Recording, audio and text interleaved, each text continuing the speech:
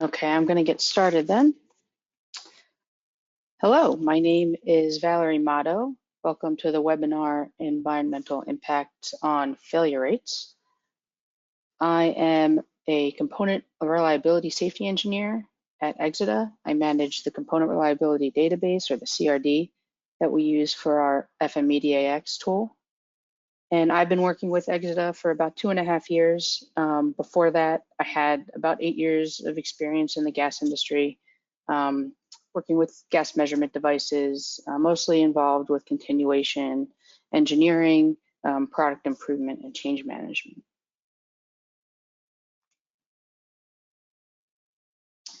In this webinar, I'll be talking about the environmental impact on failure rates, and specifically how we account for certain environmental parameters using our new environmental profile editor, or the EPE, in our FMEDA tool, which is embedded in our OEMx tool. If you have any questions, don't hesitate to ask in the chat. I will save these questions for the end of the webinar, and if I don't get to them in this webinar, I will follow up with the askers at a later time.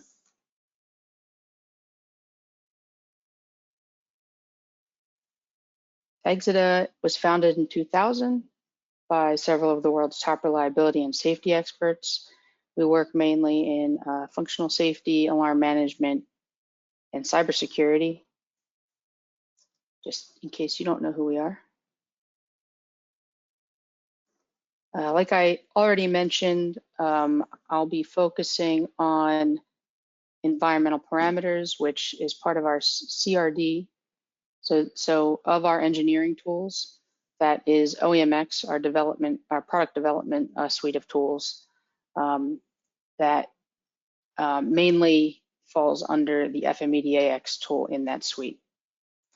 So I won't go into the other tools because we're not going to talk about them in this webinar, but this kind of shows you that we also build some other tools for development. So these next few slides, I'll just quickly go over some definitions and concepts that I'm sure most of you that are listening are familiar with, but in case you aren't, you want to make sure everyone kind of has the same baseline here as I talk about the rest of the topic. So when I'm talking about failure units, that will be in FITS. I've also heard that referred to as failures in time. So those are the units per unit operating hour that we represent by lambda. And the bathtub curve that I'm showing here is a common depiction of the behavior of failure rates over time. As you may be aware, failure rates can vary with time. And so this is showing that in region A, we have the infant mortality period where you'd see a failure rate decreasing rapidly due to weak units from production failing early. And in the middle, you have the region B showing the useful life, where you'll see a pretty constant rate of failures.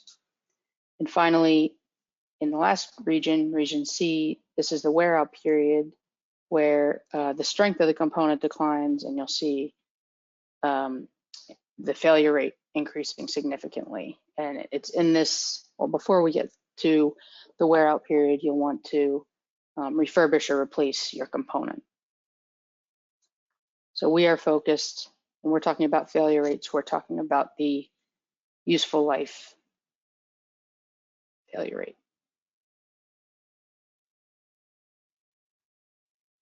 There are many different drivers of failure rates. Some can be from the design of the product itself, and some can be based on the environment that you're using the product, or the way you're using it. So this just kind of covers each of those points. We'll be focusing, of course, on the environment and how that impacts the system.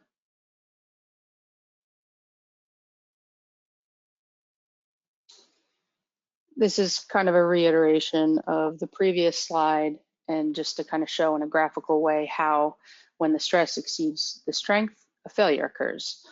So if you look at that graph there, if your stress is increased, that red curve will move to the right, and that area under the curve will become larger, that shaded area, and that represents the number of failures that you'll see. It's proportional to the number of failures that you'll see. And again, that those failures can be determined by the design, the usage, and the profile environment.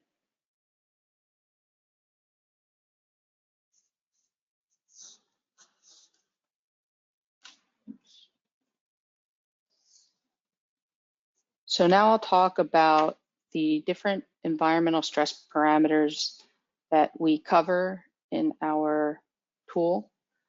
So first I'll go over each one, just quickly give a little explanation of what we're talking about when we say internal product temperature or humidity. And then I will go into examples of each parameter being adjusted in our tool. So first we'll start with the average internal product temperature. So that diagram there shows a pretty good depiction of the different levels of temperature that a component might see or will see. You'll often see like ambient product temperature in the specifications of the product.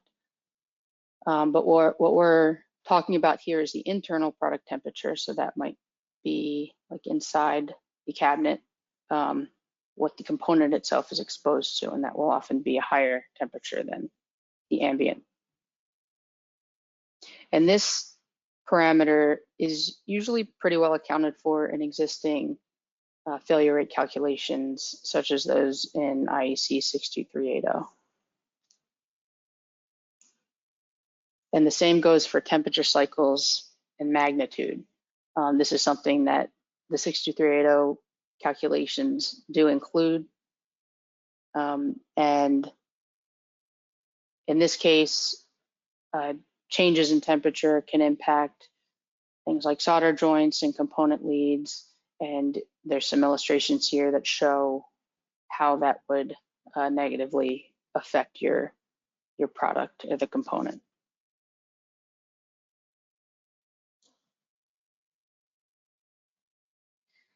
Altitude is another aspect of the product environment that can impact components with bit storage. So these components that have bit storage are more susceptible to transient faults or soft errors. And the frequency of these errors occurring, these single event upsets or SEUs, is proportional to the altitude above sea level. So the altitude, and then the previous two slides, the temperature cycling and the internal product temperature, are three parameters that we have always considered in our tool, in our CRD. We've improved the way that we handle them, but we have considered them before and included them in our calculations.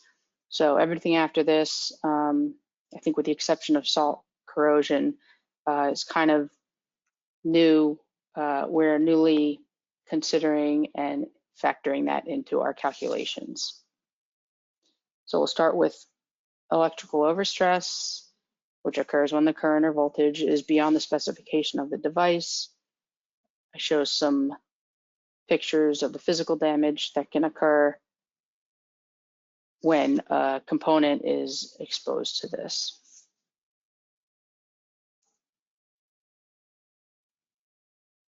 Humidity, now this humidity can kind of exacerbate the impact of other environmental profiles. For example, low humidity can lead to higher likelihood of the ESD events I was just talking about. And then higher humidity can lead to the increased likelihood of leakage and accelerated corrosion, which is coming up on the next slide.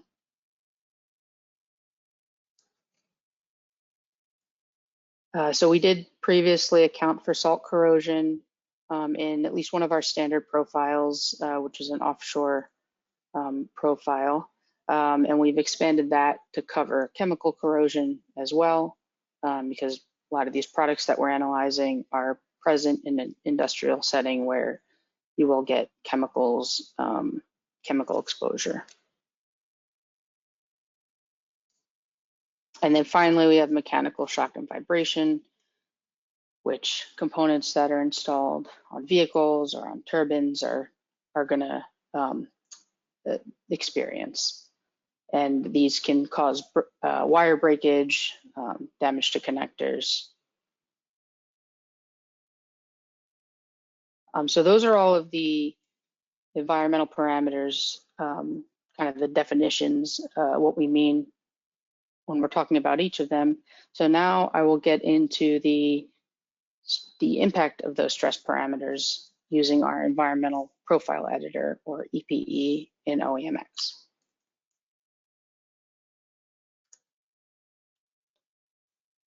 Now, if you have OEMx, this table on the left should be in your user manual.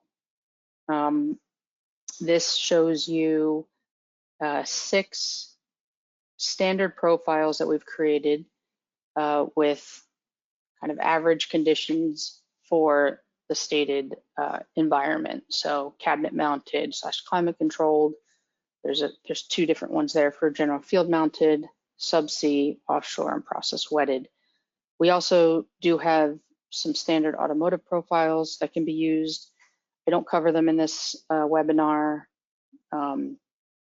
just because they're a whole topic by themselves, but we do have them, and happy to address any questions if you want to ask me directly after the webinar. And then on the right there, I have a screenshot of our environmental profile editor. So that is showing the settings for the exida industrial profile 1, which coincides with the first column in the table on the left. So when I'm showing the examples, I will be starting with profile 1 and then changing a value, because profile 1 is the default profile when you open up OEMx. So if you open up OEMx and look at a component, you'll see kind of this base failure rate. And then as you adjust these different parameters, you'll see how it impacts the failure rate. So the first example I'll show you is the average internal product temperature. And you'll see at the top, I'll have a screenshot of the before of the profile 1 before I touched it, failure rate. So this is showing the component failure rate of a Zener diode. And then at the bottom, there'll be an after showing the component failure rate of the same component after I've changed the parameter. So in this one, I adjusted just the internal product temperature. There's also a time percentage field that you can adjust. I won't really talk about that in this webinar, but it does allow you to kind of split up the product temperatures if you know that a product might be exposed to a different average temperature half the time, or whatever the percentage may be. But in this example, I just adjusted the temperature itself.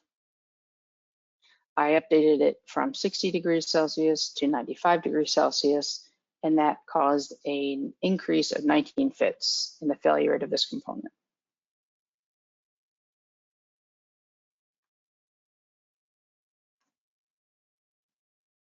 So then I'll show you temperature cycles and magnitude.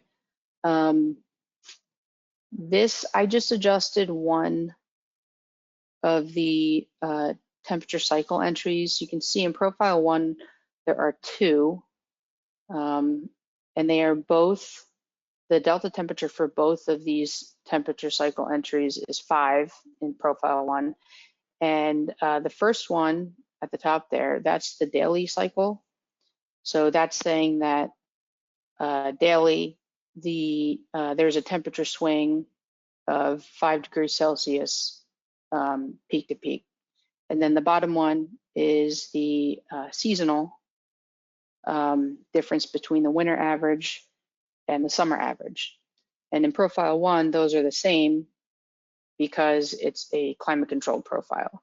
So normally, if it wasn't climate controlled, those should be different or will be different in many parts of the world. They'll be different. So in this example, I just changed the delta temperature of that first cycle entry to be 20 degrees Celsius, up from 5 degrees Celsius. And you can see that the failure rate changed from 3.4 fits to 8.6 fits on a microcontroller package component.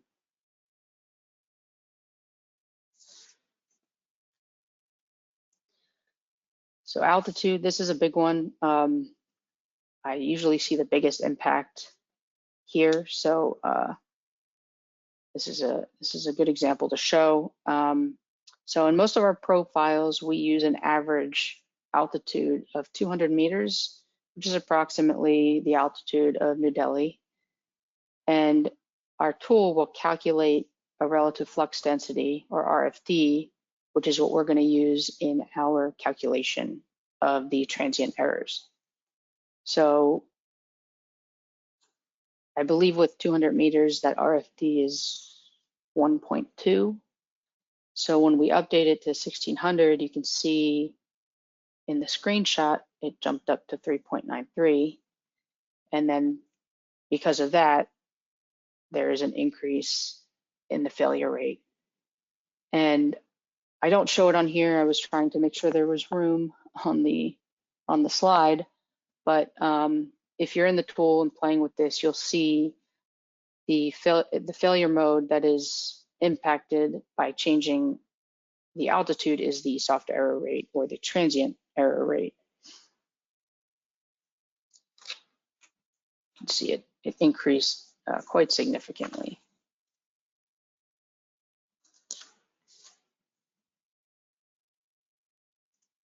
For electrical overstress, we've defined 3 levels, low, medium, and high. So I'm going to show what happens when you change it to high, just to kind of show that big jump in the failure rate. I actually think, oh yeah, this one does have a big jump. Yes, so when I did change that parameter to high, it more than doubled the failure rate of the linear power regulator.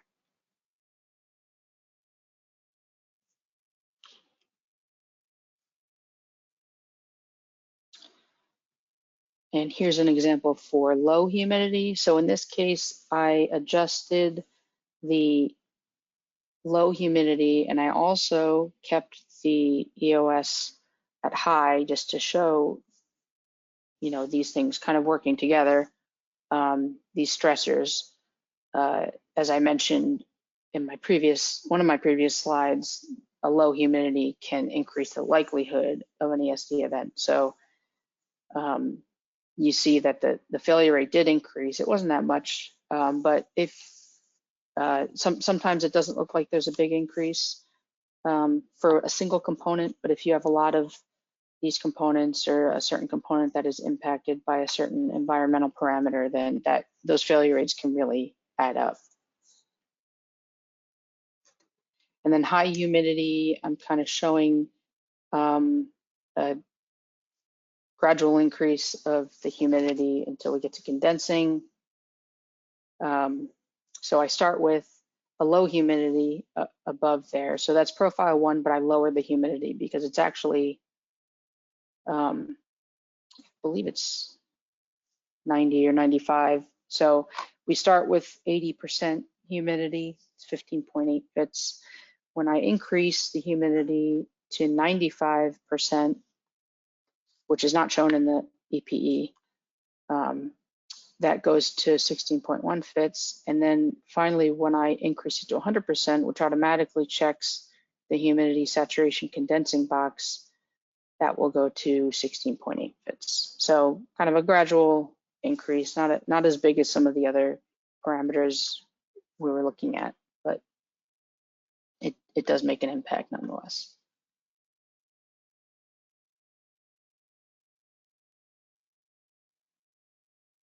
For salt chemical corrosion, again, we have identified 3 levels, low, medium, and high, and some examples to help guide you into which one is the correct selection for your application. And in this case, I took a optocoupler and just increased the salt chemical corrosion parameter to high. And you can see that that jumped up a few fits there.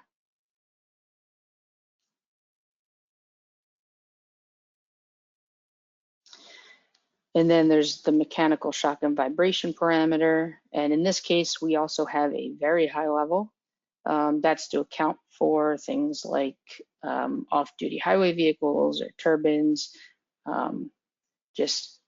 We realized as we were doing an analysis that the high didn't really cut it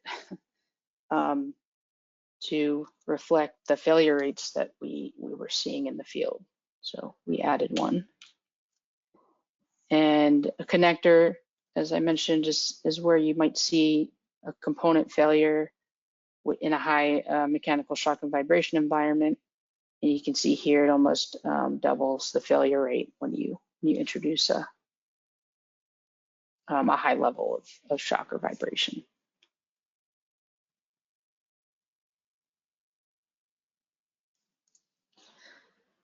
So I talked about, everything I've talked about up to now was an environmental stressor.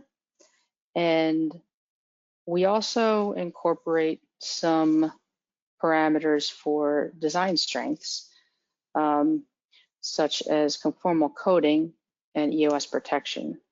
So the conformal coating we included because this is going to kind of negate or protect the board from the impacts of some of these stressors that I've talked about, like humidity or corrosion.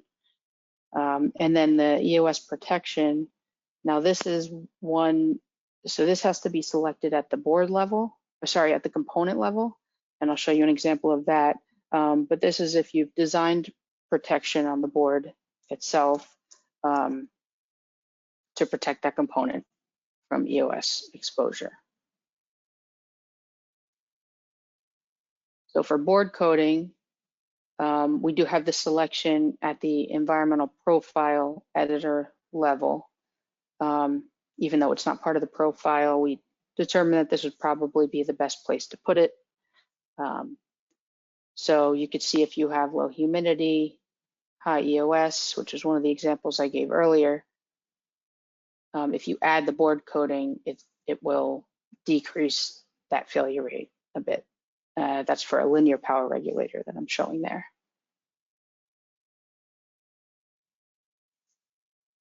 And then the EOS protection, like I said, that's at the component level.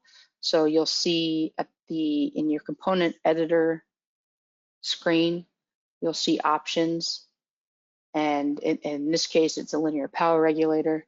There is a protected from EOS option, and not all components have this, just some of them do. The regulators have these options, and by default, it will be selected no, and you have to kind of turn that on. And when you do that, the impacts of the environment will be negated, and it'll go back to what it was as if it was not exposed to EOS. And that made a pretty significant difference. It went from 25 to 10 fits.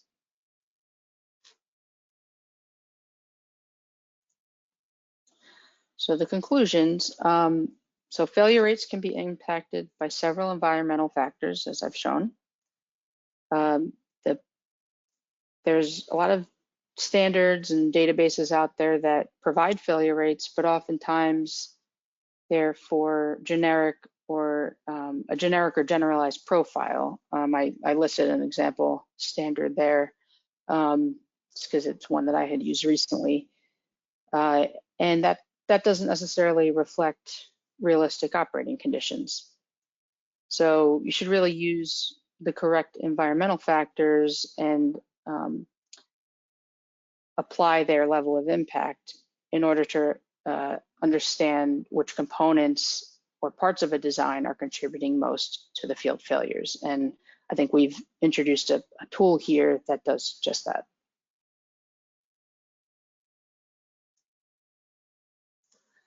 So as you know, things are constantly changing. So component failure rates and useful life improve as manufacturers are engineering better products. And we put a lot of effort into keeping our database and our data up to date. And so the examples that I've shown today, they may not reflect your data if you go and try and, in a week or 2 weeks or a month, you go back and you try to replicate what I've done. If your failure rates look a little different, it could be because we've updated the CRD. Same with OEMx, we do update that, not quite as much as the CRD. So just keep that in mind. If you're playing around with the tool, you might see a difference there from what I've shown you on the screen, my screenshots. And with that, that ends the webinar. I thank you for your time, and I hope you found the information valuable. I will open it up to questions. I'm gonna look and see if there were any asked here.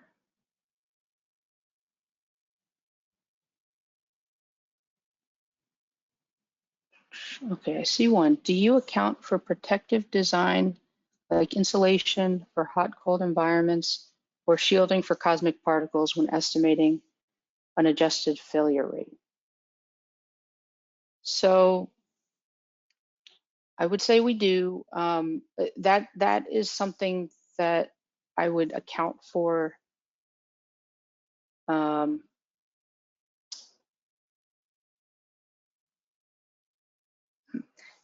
the analysis. Account for protective. So we don't have a mechanism in the component or in the tool that you can kind of check off and say, oh, we have insulation or shielding. Our failure rates represent kind of an average failure rate for what you would see in the field. So I would say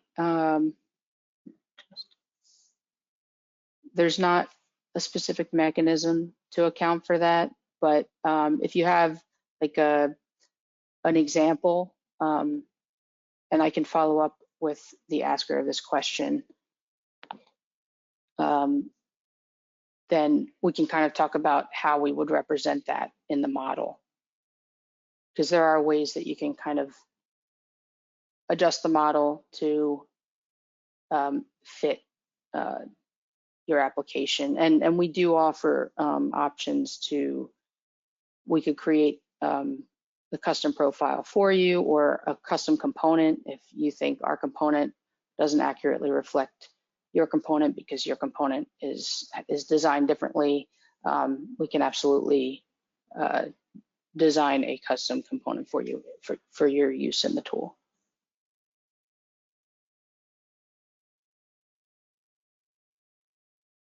Do you consider environmental conditions like Gulf Coast humidity as high and needing to adjust the failure rate? If instruments are designed for this environment, do you still penalize the failure rate?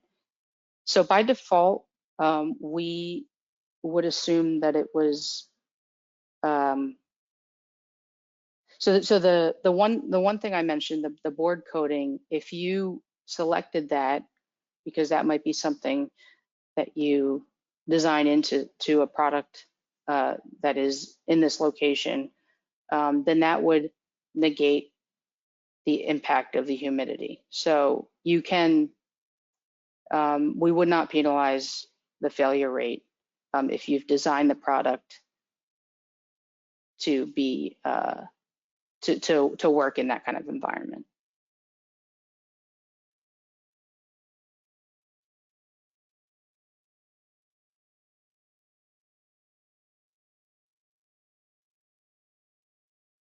And I will note that some of these questions, if I don't answer your question, it's because I think I probably need a little bit more information, and I will reach out to you individually directly, and we can talk about your question a bit more.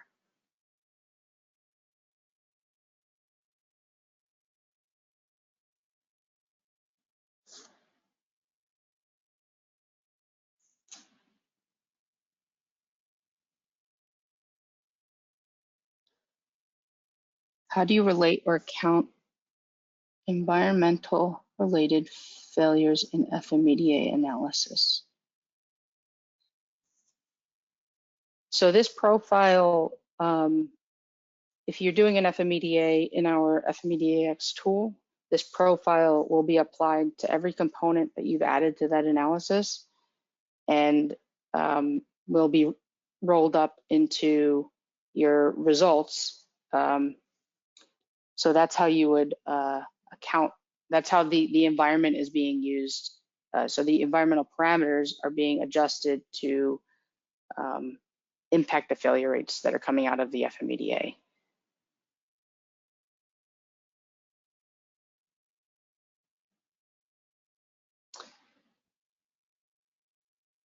Is this tool somehow easily linked to any other existing exida tools, such as for cell calculation?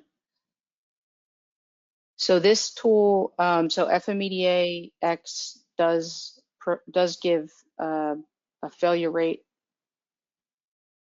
an overall failure rate of the system that we then use in, if we're doing an FMEDA analysis for a certification project. We do use those results. So it's, and this also, FMEDA-X is where we're doing the calculation, but there's also RecX and ArcX are also in part of this, the OEMx suite. So I don't know if that answered your question, but again, I can follow up directly with each person and just make sure that I addressed the question that you asked. And if I didn't, I will address it then as well. Does the tool allow you to predict failures when used in cyclic temperature changes? Example, 40 degrees C change day to night in an outdoor enclosure. Yes, yes, and I didn't really go into that too much. David, I will reach out to you and show you. I can show you how we do that. But there is that is part of the environmental profile editor. You can add cycle entries. I don't know what the limit is, but you can add more than one, more than two. I think most of our profiles have two. Our automotive have more than that. So yes, we can.